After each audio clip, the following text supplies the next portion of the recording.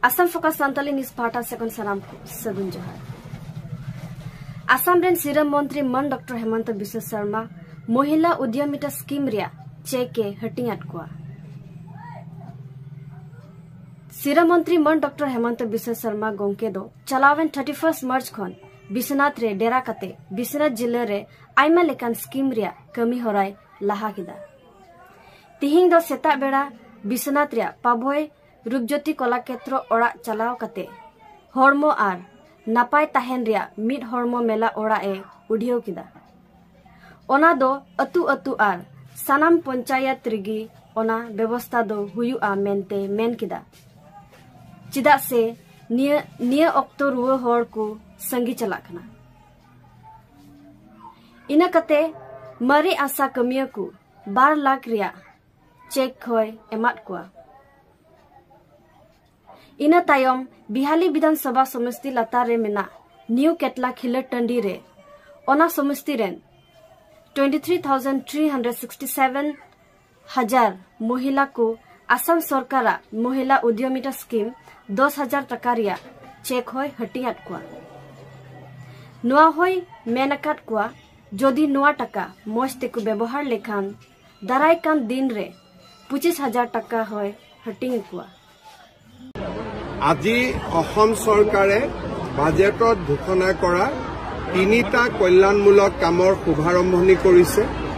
আজিৰ পৰা অসমৰ বিদ্যুতৰ নিৰিখ ঘৰুৱা গ্ৰাহকসকলৰ বাবে 1 টকাকৈ হ্ৰাস পাব। মে মাহৰ বিলত ইয়াৰ প্ৰতিফলন হ'ব। আজিৰ পৰা ৰাজ্য চৰকাৰে ধানৰ মূল্য 250 টকাকৈ বৃদ্ধি কৰিছে।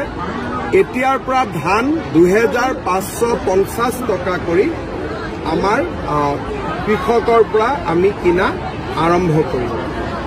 আজিৰ পৰা সৰিয়হৰ আমি প্ৰতি কুইণ্টলত 6,450 টকাকৈ কিনা আৰম্ভ কৰিম। 500 টকা আজিৰ পৰা তেওঁলোকে সমৰ্থন মূল্য বেছিকৈ পাব। তৃতীয়তে অসম চৰকাৰৰ এখন ফ্লেগশ্বিপ স্কিম মহিলা উদ্যমিতা আঁচনি।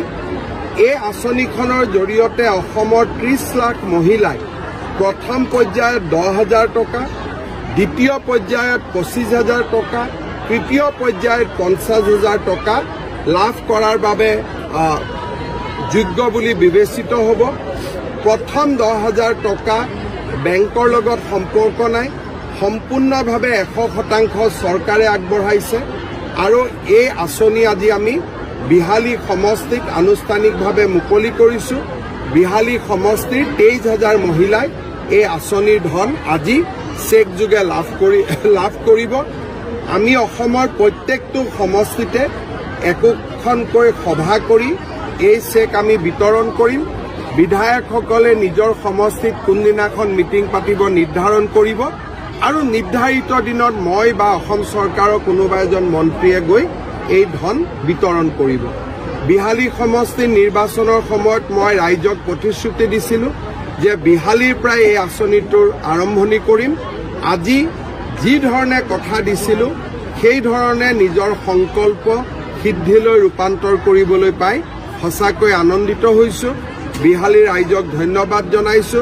সাংসদ ৰঞ্জিত দত্ত, বিধায়ক দিগন্ত ঘাটৱাল, পঞ্চায়ত গ্ৰাম উন্নয়ন বিভাগৰ মন্ত্ৰী ৰঞ্জিত দাসক ধন্যবাদ জনাইছো। স্যাৰ বাংলাদেশৰ মহম্মদ ইউনিছে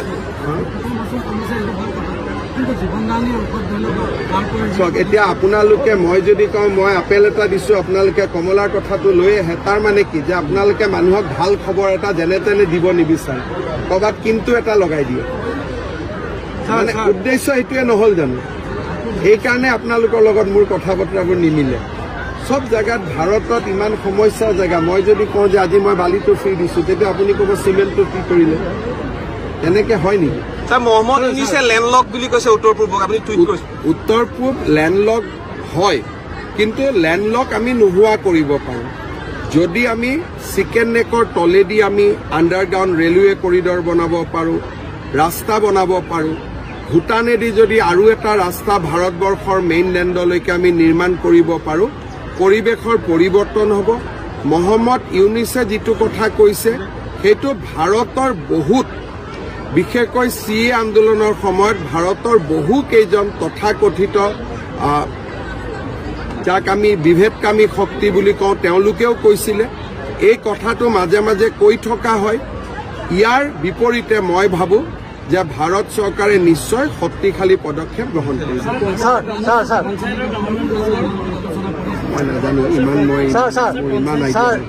দিলৱাৰৰ ভায়েকক ধৰিছে তৈগুৰ ৰহমানক মই আজি আৰু মোৰ মনটো উদ্যমিতাৰ বাহিৰত নাযাব আপোনালোকে ইমান দিন কৈ আছিল যে এইবিলাক ফাঁকি ফুকা চেক নিদিয়ে গতিকে আজি আপোনালোকে নিজেও অলপ অনুশোচনা কৰাৰ দিন আজি মোক প্ৰশ্ন কৰাতকৈ যিকেইজনে ইমান দিন বিহালীৰ পৰা বাতৰি চলাই আছিলে যে মুখ্যমন্ত্ৰীয়ে মিছাই কলে বিহালীৰ আই মাতৃক ঠগালে বিহালীৰ বাই ভনীক ঠগালে আজি সেই সাংবাদিকসকলে ক্ষমা খুজিব লাগে নে গতিকে আজি দিনটো আপোনালোকৰ কাৰণে উপলব্ধিৰ দিন মোৰ কাৰণে উপলব্ধিৰ দিন যোৰহাটৰ দায়িত্ব পবিত্ৰ মাৰ্ঘেৰিটাই লৈছে যোৰহাটৰ দায়িত্ব ময়ো লৈছো অসমৰ দায়িত্ব মোৰ কেন্দ্ৰীয় মন্ত্ৰী এখন জিলাত কেন্দ্ৰীয় মন্ত্ৰী ৰাজ্যসভাৰ সাংসদে এখন জিলা ল'ব লাগে তেওঁ যোৰহাটক ভাল পাইছে যোৰহাট লৈছে দিলৱাৰৰ ভায়েকক ধৰিছে হোজাই আৰক্ষীয়ে চক দিলৱাৰ বোলাজনৰ ককায়েক এজন